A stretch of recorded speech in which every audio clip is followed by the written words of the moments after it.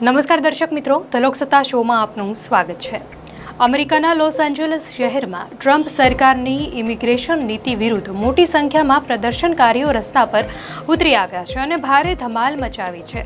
Loss એન્જલસમાં US immigration and customs enforcement વિભાગે 4 સ્થળોએ પાડેલા દરોડામાં 44ની ધરપકડ કરવામાં આવતા શહેરમાં તણાવગ્રસ્ત સ્થિતિ સર્જાઈ છે। આ કાર્યવાહીએ વ્યાપક પાયા પર વિરોધ પ્રદર્શનને જન્મ આપ્યો છે।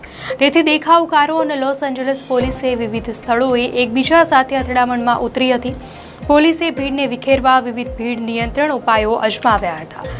આ અવ્યવસ્થાને કાબૂમાં લેવા માટે રાષ્ટ્રપતિ ડોનાલ્ડ ટ્રમ્પે કેલિફોર્નિયા નેશનલ ગાર્ડના 2000 સૈનિકોને તૈનાત કરવાનો આદેશ આપ્યો।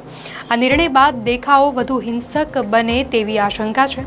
સત્તાવાર નિવેદનો મુજબ આ દરોડામાં 44ની ધરપકડ કરવામાં આવી, જ્યારે અન્ય એકની કામગીરીમાં અવરોધ સર્જવા માટે ધરપકડ કરવામાં આવી।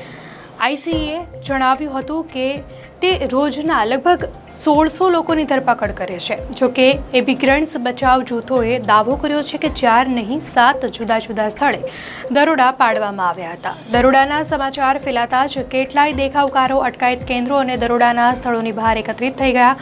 વેસ્ટલેકમાં એક હોમ ડીપો સ્ટોરની બહારના દ્રશ્ય વધારે તણાવગ્રસ્ત હતો। અહીં દેખાવકારોએ તેમને આઝાદ કરો અને તેમને રહેવા દોના નારા લગાવ્યા હતા। તેની સાથે અટકાયતમાં લેવાયેલા લોકોને લઈ જતી વેનને રોકવાનો પણ પ્રયાસ કર્યો હતો।